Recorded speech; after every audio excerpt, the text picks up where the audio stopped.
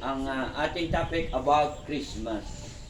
And bakit tayo ay naglalagay ng Christmas tree? Meron nagpo-question bakit daw ito ay ginagawa pa, ano? And then, ito ay nagpapatunay at pag-alala. Sabi nga, ang Christmas, may nagsasabi na ito ay pagan sa. Hindi po namang masamang mag-alalahanin natin ang mag-celebrate ng Christmas because of Jesus. Pero wag nating gagayahin yung sistema. Kasi nagiging commercialism ang Christmas. Pabunggahan ang pag-celebrate ng Pasko. Amen. Nagiging abala ang maraming tao saan? Nasa mall, no? Na bumibili ng kung ano-ano, ng bagong damit. Minsan malungkot pag walang bago, no? Pero wag nating gagayahin at maging yung anong ginagawa ng iba. Hindi si Jesus ang sineselebrate. Sino? Santa Claus. Si Santa Claus. No, kita mo sa mall, ang laki-laki ng ano ni Santa Claus. Pero yun ang system ng komersyalismo. Inilalayo ni Santa Claus ang Pasko tungkol kay Jesus. Pinadaya ng sistema at pinakikilala sa Santa Claus upang maging komersyan. Kailangan may bago, pero wag tayong malulungkot pag walang bagong damit, walang maraming handang pagkain. Ang alalahanan natin ay si Jesus. Sa Matthew chapter 1, verse 21, saka Lucas 2, 10, 11. Dito, manganganak siya, no? Siya ng isang lalaki at ito'y pangangalanan mong Jesus, sapagkat siya ang magliligtas sa kanyang bayan sa kanilang mga kasalanan. Sino ang nanganak ng isang lalaki? Si Maria. So, ito ang tinatawag nating Jesus. Yun ang kahulugan ng Pasko, ang pagsilang ni Jesus sa kaliligtas ng lahat ng tao. Ano din ang nakasulat doon sa Lucas chapter 2, verse 10 and 11. Sabi dito, ngunit sinabi sa kanila ng anghel, ang mga angel ang nagsabi doon sa mga pastol na nag-aalaga ng tupa, at ang sabi, huwag kayong matakot, ako'y may dalang mabuting balita para sa inyo na magdudulot ng malaking kagalakan sa lahat ng tao. Ang sabi doon sa 11, sapagkat isinilang ngayon sa bayan ni David ang inyong tagapagligtas ni Kristong Panginoon. Kaya mapalad kayo, nagkaroon kayo ng time o nagbigay ng time para sa Panginoon. Ang ating pagtitipon, ang layo nito, iligtas tayong lahat saan? Sa kasalanan at magkaroon tayo ng buhay na walang hanggan. Bata pa lang kayo, no, inihahanda na ninyo ang inyong sarili about sa pagliligtas ni Jesus pagdating ng panahon.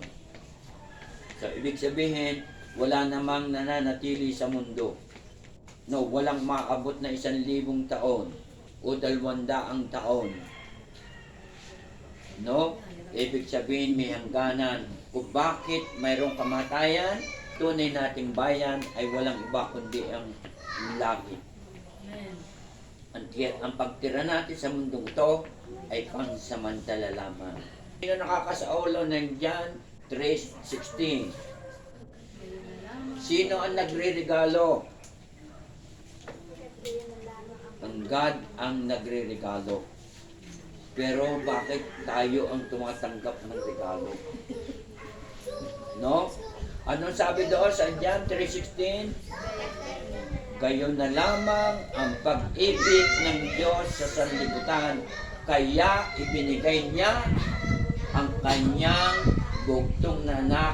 ang sino mang sasampalataya sa Kanya ay magkakaroon ng buhay na walang hanggan. Sino ang dapat tumanggap ng regalo? Tayo. Si Jesus ang ibinagregalo. Pero, hallelujah, kaya pag tuwing Pasko ay nagkakaroon ng bibigayan. Bagamat sabi nga ng iba, ay bakit baga na ginagawa pa? Ito ay nakaraan na noon pa. Pero dapat alalahanin. Amen. Dapat tandaan. Amen. Kung ito'y kalilimutan, makakalimutan na rin ang pagbibigay ng Diyos sa buhay natin. Amen. About Jesus. Bakit mayroong Christmas tree? Bakit mayroong ilaw? Bakit ito ay mayroong mga nakasabit? So, ito po ay naganap nung panahon ni Moises. Nung ililigtas ang mga Israelite, hallelujah, ito po ay makikita natin doon sa Exodus. Exodus chapter 3, verse 2. Doon ang anghel ng Panginoon ay nagpakita sa kanya, parang ningas sa gitna ng isang mababang punong kahoy. Kitang-kita ni Moises na nagliliyab ito, ngunit hindi nasusunog. So, kung bakit ang Christmas tree ay nilalagyan ng ilaw at hindi rin naman nasusunog. Amen? So, ibig sabihin dito, nagpapatunay, ito ay pag-alala kung paano kinausap ng Diyos si Moises. At bakit kinausap ng Diyos si Moises? Ililigtas ang Israel. At bakit may handaan? Narito rin sa Exodus chapter 12. Kung babasahin natin ang buo, ito ang tawag dito, ang Pasko. Kung meron, kung makukuha ninyo, pakibasa. 12 verse 1 to 12. Pakibasa, pakinggan ninyo mga bata. chapter 12, 1 to 12. At ang Panginoon ay nagsalita kay Moises at kay Aaron sa lupain ng Ehipto na sinasabi, ang buwang ito ay magiging sa inyong pasimula ng mga buwan. Siyang magiging unang buwan ng taon sa inyo. Salitain ninyo ang buong kapisanan ng Israel na inyong sabihin. Sa ika-10 araw ng buwang ito ay magsisikuha sila na saganang kanila. Bawat lalaki ng isang kordero ayon sa mga sambayan ng kaniyang mga magulang, isang kordero sa bawat sangbahayan. At kung ang sambahayan ay napakakaunti, upang kumain ng isang kordero, ay siya at ang kanyang malalapit na kapitbahay ay magsasalo-salo sabi sa anyo sa bilang mga tao. Ayon sa bawat tao na kumakain, gagawin ninyo ang pagbilang sa kordero. Ang inyong korderong pipiliin na iyong walang kapintasan, isang lalaki na iisang taon, inyong kukunin sa mga tupa o sa mga kambing. At inyong aalagaan hanggang sa ika-14 ng araw ng buwang ito at papatayin ang buong kapulungan ng kapisanan ng Israel sa paglubog ng araw. At kukuha sila ng dugo niyan at ilalagay sa 2 haligi ng pinto at sa itaas ng pintuan sa mga bahay ng kanilang kakainan. Verse 8, at kanilang kakainin ang laman ng sa gabing iyon na inihaw sa apoy at tinapay na walang libadura. Kakanin nilang kaulam ang mapapait na gulay. Verse 9, huwag ninyong kakanin ng hilaw o luto man sa tubig, kundi inihaw sa apoy. Ang kanyang ulo, pati ang kanyang mga paa, at pati ang kanilang mga lamang loob. Verse 10, at huwag kayong magtitira ng anuman niyong hanggang sa kinaumagahan, kundi yaong matitira ninyo sa kinaumagahan ay inyong susunugin sa apoy. Verse 11, sa ganito ninyo kakanin, magbikis ang inyong sa inyong baywang Ang inyong mga pangyapak ay nakasuot sa inyong mga paa, at ang inyong mga tungkod ay tangan ninyo sa inyong mga kamay, at ang inyong kakaning, at ito yung inyong kakaning dali-dali, siyang Paskwa ng Panginoon. Amen. Amen. Verse 12, sapagkat ako'y dadaan sa lupain ng Ehipto sa gabing yaon, at aking lilipulin ang lahat ng mga panganay sa lupain ng Ehipto, maging tao at maging hayop, at gagawa ako ng kahatulan laban sa lahat ng mga Diyos ng Ehipto. Ako ang Panginoon. Amen. So kita po natin dito ay may pagsasalo-salo. Ang sabi dito ay aalagaan mo sa loob ng isang taon. No? Ay 14 months. 14 months ang Naalagaan mo ang tupa at iyong ihahandog. At pag may maliit na pamilya, kailangan ay pag maliit ang isang pamilya, kailangan ay mayroong kapitbahay na kayo ay magsasalo-salo. So, ibig sabihin kung bakit tayo pagpasalo-salo ay tayo ay nag-iimbita. Maaaring tanungin, bakit kailangan natin gawin to? Ito po ay pag-alaala. Na ito po ay ginawa ng Israel, ng Israelite upang iligtas ang Israel. Yung kinatay na yon na tupa, yung dugo ay ipupunas sa mga hamba sapagkat may darating na salot. Ang lahat ng panganay nung panahon yon ay kukunin ng Diyos. Dadaan at ang madaanan na walang pahid ng dugo ng kordero, ang panganay doon ay mamamatay. Ibig sabihin, doon pa lang sa Old Testament ay meron ng magliligtas. At ang sabi, ang kaligtasan ay na kay Jesus. Meaning ng kordero about Jesus. Ang sabi nga, doon sa New Testament, narito ang kordero ng Diyos na nag-aalis ng kasalanan ng sanlibutan. So si Jesus, doon pa lang sa Old Testament ay ipinakilala na. Dahil sa dugo na tumigis, dahil sa dugo na inilagay sa hamba, naroon ang kaligtasan. Kaya yung kapanganakan ni Jesus ay kaligtasan para sa lahat ng tao. Amen. Amen ba? Kaya hindi natin pwedeng kalimutan ang araw ng Pasko. Bagamat walang date, pero isinulat. Mayroong iaanak na isang sanggol na lalaki at tatawaging Jesus ang tagapagligtas. So, ibig sabihin, ang ating celebration ng Christmas, hindi ito para tayo lang ay maging masaya, kundi alalahanin si Jesus. Amen? Kaya sa celebration natin ng Christmas party, pasasayahin natin ang bawat isa at pagpapalain ang bawat isa. Yung regular na nandito at kayo ay mag-iimbita ng mga bata, mga batang kilala nyo rito upang masaksihan nila ang maging masaya sa araw ng Pasko. Amen ba? Amen? So, ano pa? Paano natin mapapatunayan na mayroong ipanganganak na isang sanggol na lalaki? Ito po ay nakasulat sa Isaiah.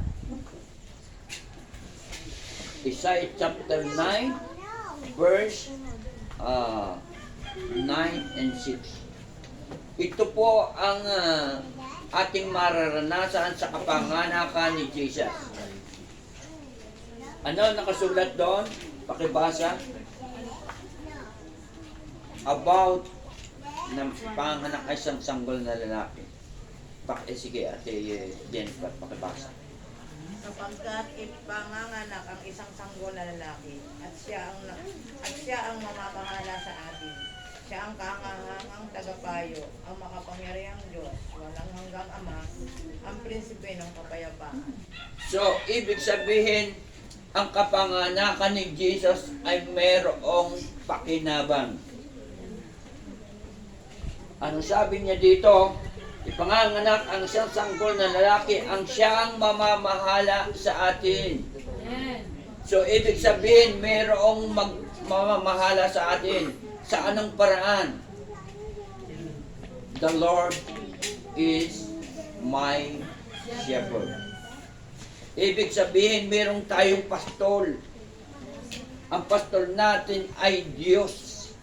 Ang pastol natin ay alam ang lahat ng ating pangangailangan. Amen ba? Ano sabi doon sa Awit chapter 23? 1-2. The Lord is my shepherd, I shall not want. So, ibig sabihin, siya ang mag-iingat sa atin at hindi tayo niya pagkukulangin sa lahat ng ating pangangailangan. So, ibig sabihin, ang tungkulin ng Panginoon ay tayo ay pagpalain. Sa ano sabi niya rito sa Tagalog? Si Yahweh ang aking pastol, hindi ako magkukulang. Ibig sabihin, hindi tayo dapat mag-alala. Hindi tayo dapat mag-alala kung sa araw-araw ng ating buhay. In my experience, sa Lord po kami umaasa. Amen. Hindi po nagkulang ang Diyos. At dito sa ating celebration ng Christmas, hindi tayo pagkukulangin ng Diyos. Amen. Mayroon agad nakalaan ng Diyos. Kaya nga sabi ni Abraham, nung siya ay pupunta doon sa paghandog, ang sabi ng anak ni Isaac, sabi, tatay, mayroon tayong apoy, mayroon tayong daladalang panggatong. Ano po ang ating ihahandog? Ano sabi ni Abraham? The Lord will provide. Kung ito'y ating panghahawakan, bilang tayo ay nananampalataya sa Diyos, ito po ay nararanasan namin. The Lord will provide. Amen. Wala po kaming regular na trabaho, pero ang Diyos ang nagpo-provide. Amen. Ano sabi ng Panginoon? Humingi kayo at kayo'y bibigyan. Umanap kayo at kayo ay makakasumpong. Kumatok kayo at ang pinto ay bubuksan. So, ibig sabihin, yun ang ating dapat ginagawa. Pag tayo ay humihingi sa Lord at tayo ay humahanap, hindi tayo bibiguin ng Panginoon. At sigurado pag tayo kumatok, anong meaning ng pagkatok? Panalangin. Panalangin po. Ang sabi ng doon sa Thessalonians, chapter 5, I think, na sabi, lagi tayong manalangin. Ibig sabihin, lagi tayong makipag-usap kay Lord. Lagi tayong tayo'y kumatok sa Panginoon. Ibig sabihin, hindi ka naman kakatok sa pinto, na hindi mo alam. Ibig sabihin, may tao sa loob. Pag kumatok ka, alam mong may tao sa loob. Pero mahirap kumatok pag ang pinto ay walang tao sa loob. Ibig sabihin, alam mo ang Diyos pag kinatok mo na andyan siya. Anong meaning ng Emmanuel? God with us. Ibig sabihin, alam ng Diyos ang ating pangangailangan. Amen ba? Sa araw ng Pasko, hallelujah, walang dapat tayong ikalungkot. The Lord will provide. Amen? Malulungkot ba kayo pagka kayo walang bago, mga bata? Hindi po. Okay. Kasi, unang-una si Jesus kilala natin. No? Importante, si Jesus ay ating kilala at si Jesus ang magbibigay sa atin ng ating pangangailangan. So, balikan natin yung Isaiah. Isaiah 9:6. Ang sabi doon, sapagkat ipanganganak isang sanggol na lalaki. Sino ay pinanganak? Si Jesus. At ito ay nabasa natin doon sa Matthew chapter 1 verse 21. At siya ay pangangalanan mong Jesus, yung ipinanganak. Ang Jesus means tagapagligtas, at meaning ay Christ, no, our Savior. So, ibig sabihin, napakalaga ni Jesus. Anong sabi? Siya ang mamamahala sa atin. The Lord is our shepherd. At sabi doon din sa chapter 10 ng John, na sabi doon, siya ang the good shepherd. Siya ang mabuting pastor. So, ibig sabihin, wala tayo bilang tayo mananampalataya, bilang tayo naniniwala sa Diyos, wala tayong dapat alalahanin. Mayroong mag-guide sa atin. At may mangangalaga sa atin. At may magpoprotekta sa atin. Sino ang makakaranas ng walang proteksyon? Yung taong walang pagkilala sa Panginoon. Ang taong walang pagkakilala sa Panginoon ay walang magiging gabay. Amen ba mga bata? Pakinig muna kayo, pakinig. Saglit lang to. Napaka-importante ito sa inyo. Hallelujah. So ano pa, makikita natin dito. Siya ang kahangahangang tagapayo. The Counselor. Pagbabasahin natin ang Bible, no, at tayo ay may problema, tuturuan niya tayo. Lalo na yung iyong kawikaan, ito ang magbibigay sa atin ng wisdom. Ang magtuturo sa atin, ang salita ng Diyos para tayo ay mai-correct ang buhay. Itong salita ng Diyos, kaya napaka-importante. Ang salita ng Diyos, sabi nga, sa anong paraan tayo mabubuhay? Sa bawat salita ng Diyos. So, saan matatagpuan yung salitang iyon? Mateo 4:4. Sabi nga, ang sabi daw, hindi lamang sa tinapay nabubuhay ang tao, kundi sa bawat salita na nagmumula at namumutaway sa bibig ng Diyos. Ang akala natin, ang pagkain lang natin ay yung kinakain natin araw-araw. Pero kailangan natin din ang spiritual. Kasi tayo ay may espiritu. Amen ba? Sinong tumanggap sa Panginoon? Tumanggap ba lahat sa Panginoon? O taas ang kamay ang lahat ng tumanggap kay Lord. Ang tinanggap natin ay spirit. No? Ang sabi doon, maliban na ang tao ay panganak na maguli, hindi siya paghaharian ng Diyos. So, ibig sabihin, pag tinanggap natin si Jesus, doon sa nakasulat sa John chapter 1 verse 12, ang sino mang nanalig at tumanggap kay Jesus ay pagkakalooban maging anak ng Diyos. So, tayo naging anak ng Diyos saan? Sa Espiritu. Amen?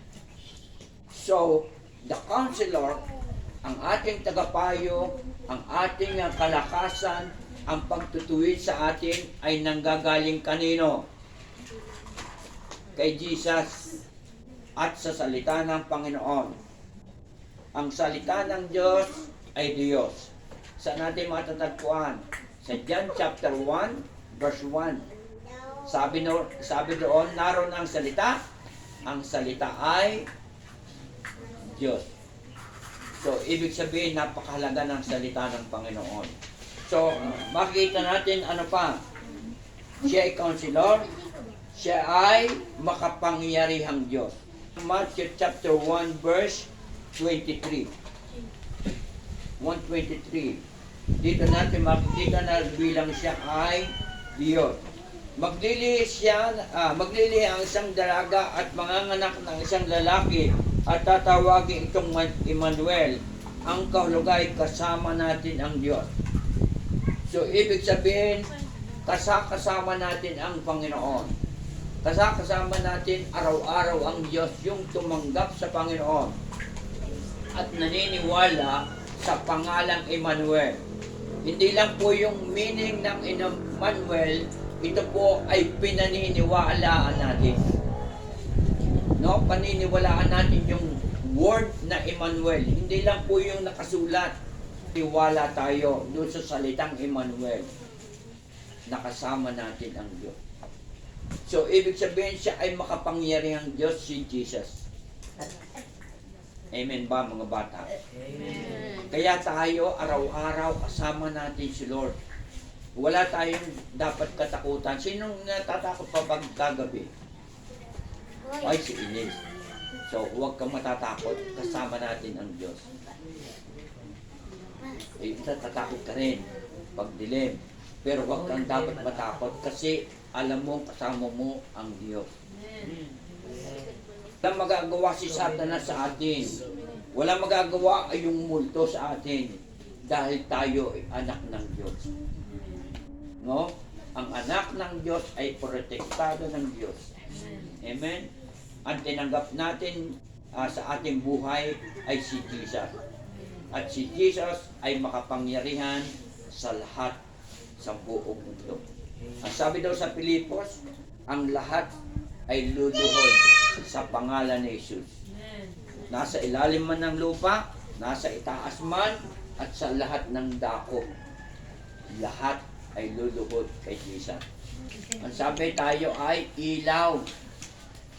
Amen? Tayo ay ilaw ng sanlibutan. Ang ilaw, sinong nagtataboy ng dilim? Ang liwanag. Kung tayo'y ilaw, pwede natin itaboy ang kadiliman. Amen ba, mga bata? Amen. Palakpakan natin ang Panginoon. Hallelujah. So, ibig sabihin, nasa Kanya ang kapangyarihan. Maging na doon sa Matthew chapter 28, verse 18. 28:18. Anong sabi doon? Hallelujah. Na ibinigay kay Jesus ang lahat ng kapangyarihan sa langit at sa lupa. Wala tayong dapat alalahanin, wala tayong dapat katakutan. Ang sabi ng Panginoon doon sa Matthew 28 verse 18, lumapit si Jesus at sinabi sa kanila, sinabi ito sa mga alagad, ibinigay na sa akin ang lahat ng kapangyarihan sa langit at sa lupa. So wala tayong dapat katakutan na kay Jesus ang lahat ng kapangyarihan. Amen? At siya Diyos. Ano pa? Ang makikita natin sa Kanya, siya'y walang hanggang Ama. John chapter 14. John 14 verse 13. Dito natin makikita si Jesus at ang Ama ay iisa. Kung nakuha na nyo, pwede nyo basahin. John 14 verse 13. Pakinggan natin ito. Ano sabi dito? Anumang, sabi doon, anumang hilingin ninyo sa Ama, sa aking pangalan ay gagawin ko upang maparangalan ng Ama sa pamagitan ng Anak. Hihingi tayo sa Father God at dahil kay Jesus. Banggitin natin ang pangalan ni Jesus at tutugon ng Panginoon. At ano sabi, gagawin ko ang anumang hilingin ninyo sa pangalan ko. Kaya ang tayo'y pag nananalangin lagi sa pagtatapos ng prayer sa pangalan ni Jesus. Pero wag natin kalilimutan yung pagbanggit sa Ama, Ama namin. Ano sabi doon, itinuro ng Panginoon about prayer? Ama namin, nasa langit ka, sambahin ang ngalan mo dito sa lupa. gaya ng sa langit. So, merong tayong tatay. Kung may tatay tayo dito sa lupa, mayroong tatay tayo ng langit, sa langit na hindi mamamatay. No? Mayroong tayong tatay na mananatiling tatay. Bagamat mayroong tinatawag tayo dito sa lupa na father. Meron tayong tinatawag na father. Pero hindi po yun ang ating tatay. No? Sila po ay mga tao na nangangailangan ng tatay na nasa langit. Amen ba? So balikan natin. Siya ay walang hanggang ama at magiging prinsipe ng kapayapaan. So, sa John 14, verse 27. John 14, verse 27. At ito po ang nakasulat dito. Kapayapaan ang iniiwan ko sa inyo, ang aking kapayapaan ang ibinibigay ko sa inyo. Hindi ito katulad ng ibinibigay ng sanlibutan. Huwag kayong mabalisa, huwag kayong matakot. So, ang taong walang kapayapaan ay laging takot ang nananaig. Pero ang Diyos ang nagbibigay ng kapayapaan sa atin. Ito ay nanggagaling kay Jesus. Yung kapanganakan ni Jesus ay nakapaloob ang lahat ng pagpapala, ang lahat ng tagumpay, ang lahat ng kapangyarihan sa kapanganakan ni Jesus na ating sineselebrate, ang ating inaalala, ang Pasko. So, ang Pasko po ay ito ay tanda ng pag-ibig, ito ay tanda ng kapayapaan, ito ay tanda ng pagpapala.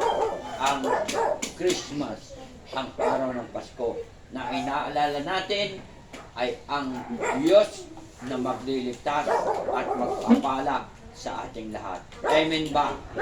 Ano ang kahulugan ng Pasko? Sinong inaanak? Jesus. Si Jesus. So, ibig sabihin na kay Jesus ang lahat ng ating pangangailangan palakpak sa Panginoon. Amen. So, malinaw dito sa salita sa Isaiah chapter 9 verse 6, sapagkat ipanganganak ang isang sanggol na lalaki, si Jesus yon, siya ang mamamahala sa atin, si Jesus din yon, ang hangang tagapayo, the counselor, si Jesus, ang makapangyarihang Diyos, si Jesus, ang walang hanggang Ama, ay si Jesus, at prinsipe ng kapayapaan. Sino? Si Jesus. Kaya ang Pasko ay about Jesus. Amen and amen. Palakpak sa Panginoon. Kaya alalahanin ninyo, ang Pasko ay patungkol kay Jesus. Amen ba? Palakpak sa Lord at yun po ang mensahe ng ating Panginoon. Amen. So, tayo po ay magsitayo, tayo po ay aawit. Ang closing prayer po ay si Sister Dean. Ay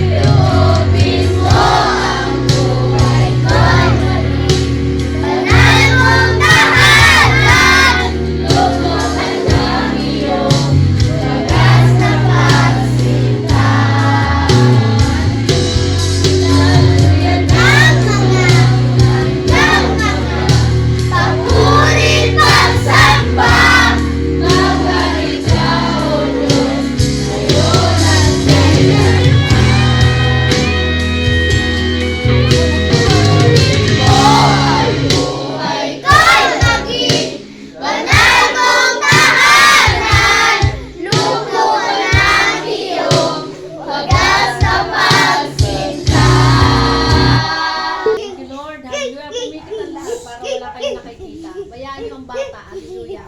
Thank you, Lord. Hallelujah. Tulad ng awit, Panginoon, loobin mong daluyan kami ng iyong pagpapala, Panginoon.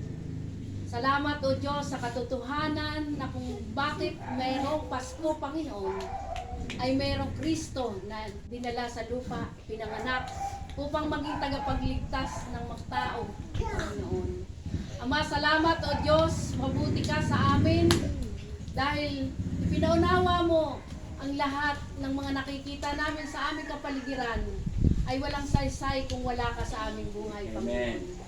Lord, ang mga sagisag, ang ilaw, ang Christmas tree, ang Pasko, ang regalo, malinaw na malinaw, Panginoon, na iyong pinararating na huwag namin kalimutan sa kabila ng kaabalahan at huwag namin malimutan na ang reason of this season is you, Lord. Hallelujah. Amen. Ikaw, Diyos, ay pinanganak upang kami, Panginoon, ay tubusin sa aming mga kasalanan upang magkaroon ng bridge, Panginoon, ang tao at ang Diyos. Lord, salamat.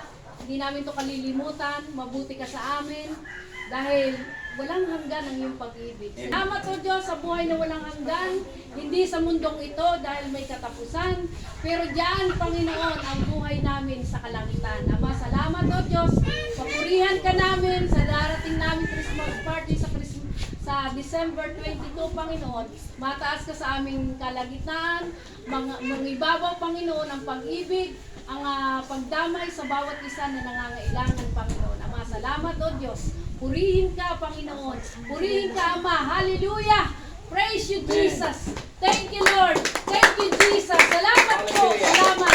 Salamat, Panginoon. Ama, ang lahat ng ito ay binabalik namin sa pangalan ng aming Panginoong Hesus. Ang lahat ay magsabi ng Amen!